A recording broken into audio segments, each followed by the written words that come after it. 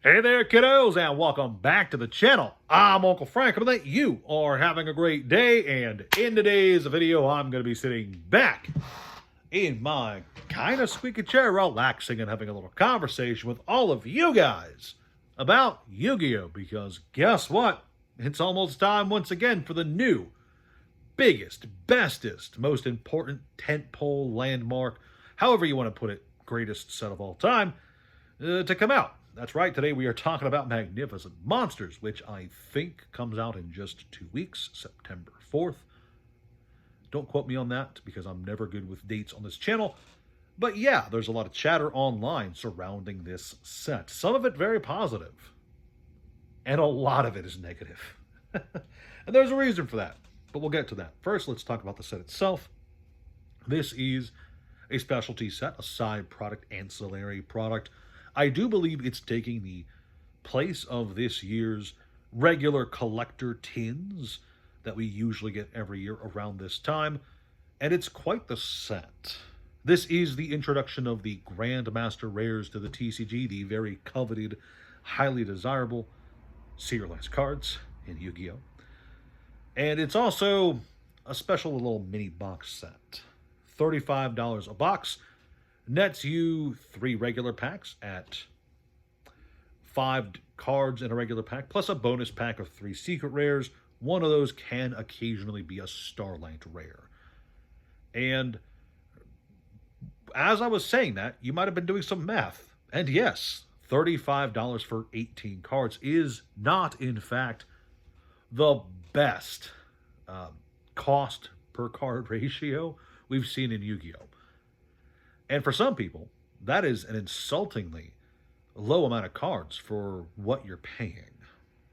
So there's a lot of negative chatter out there already before the set even officially launches. And making matters worse is the reaction some people are having towards the box opening videos, with some people saying that this will paint a very bad experience overall for cracking this set, for actually going on the hunt looking for the Grandmaster rares, the extended arts, the Starlight rares, and all that jazz.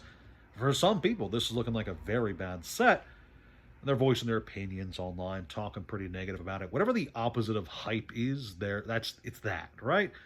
It's getting so bad that some people are even canceling full orders of cases and such, which is, well, it's not completely unseen in the world of Yu-Gi-Oh! Just if we're being honest, there is a lot of negativity around a lot of Yu-Gi-Oh! Sets over the years, right?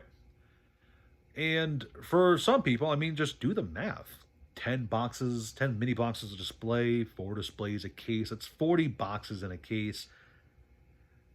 People are paying upwards of $2,000 on pre-order. And they're saying it's too expensive for how few cards you get, especially when you have to take into account that this is basically a lottery set for a lot of people. It's, you pull the big cards, or you pull nothing. And is that really as bad as some people are making it out to seem? Well, if you take a step back and you try to look at this set, not from the player side of things, which is how a lot of people kind of have to look at Yu-Gi-Oh! Sets, just so we're clear, it is a player-focused game most of the time, and not even as a collector viewpoint, because that is the other viewpoint you can approach a lot of Yu-Gi-Oh! Sets from, how good it is as a collectible. No, if you take a step back objectively and look at this set as an investor, as a speculator, well, it becomes a lot more enticing, even with, or perhaps in spite of, all of the negativity surrounding it. Because I have to say, and this is the only thing I should have to say, but I'm going to reiterate it as often as I really can. Grandmaster rares are a game changer for Yu-Gi-Oh! Now, I know earlier this year,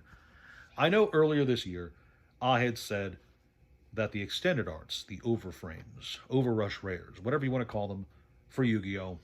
Had a real chance at revitalizing the collectible aspect of this game. And I said that from the position of a fan, of a collector, because in my opinion, those overframe cards are very beautiful. I have a lot of experience with the Rush Duel Overrush Rare cards. I find extended art cards for most video games, not card games, not video games, Jesus.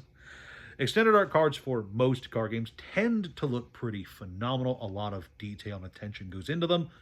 So they tend to stand out really well, especially in binders and personal collections. So I was very excited for Overrush Rares to come to the TCG, the English side, so we could finally have some of that extended art goodness for Yu-Gi-Oh! But when I said that those were a real chance at making the game more collectible, more better, all that jazz, that was from the collector side of things.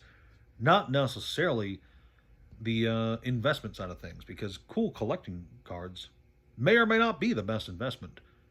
But serialized cards, we know that for popular card games, those can be a game changer. We've seen it happen.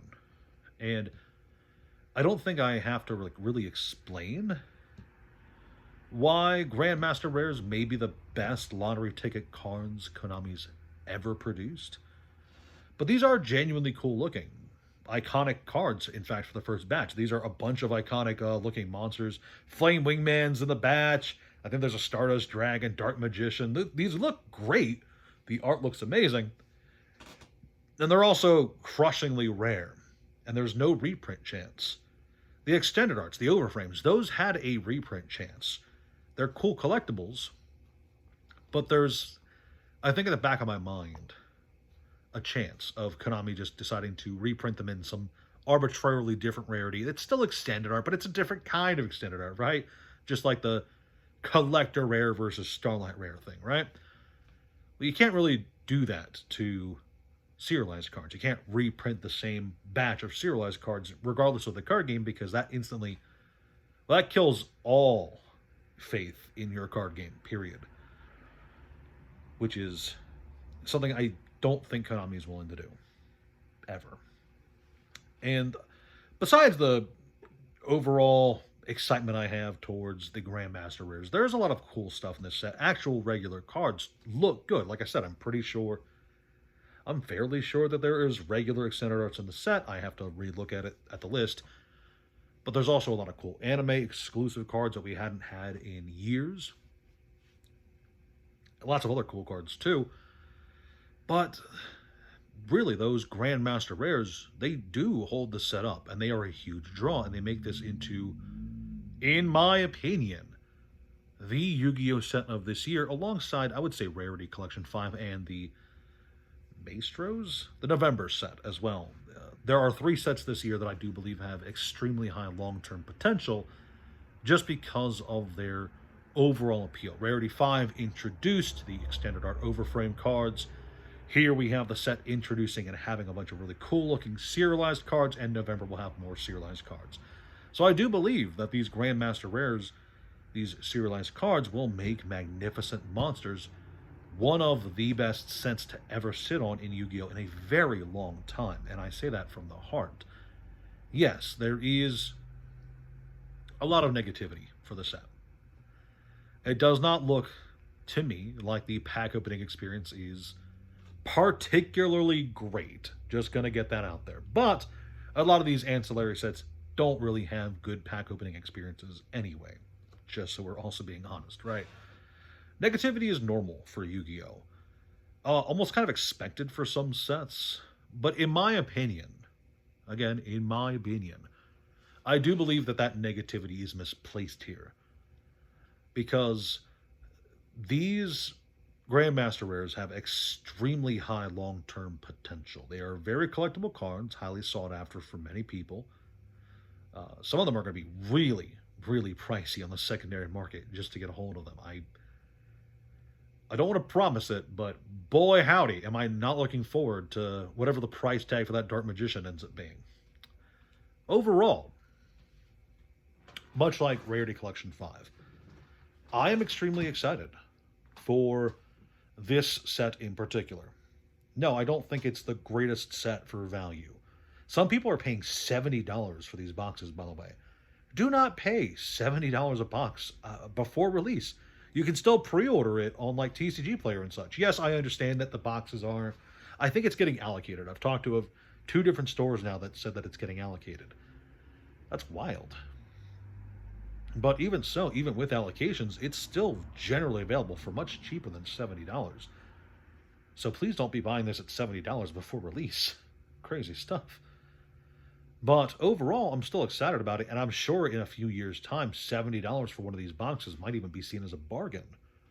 Just because, again, with no reprint possibility for these serialized cards, these Grandmaster Rares, this set has some genuine staying power, and every unpulled Grandmaster Rare number is another reason to pick up a box and give it a try. After all, yeah, it's a lottery ticket. Yeah, it's basically gambling. But all TCG cracking is gambling. For my end, I am going to be trying to get as much of this as I can. Just like with Rarity Collection 5, I don't think I'll be able to get too much. Just because I am a brokey, as they say. But I do want some. I would like to get a hold of, again, as much as possible, because I am super excited about this set. I'm super excited about the November set as well. And I like Rarity 5 a lot. I also like the 25th World Championship box a lot, but I think I've talked about that with you guys before.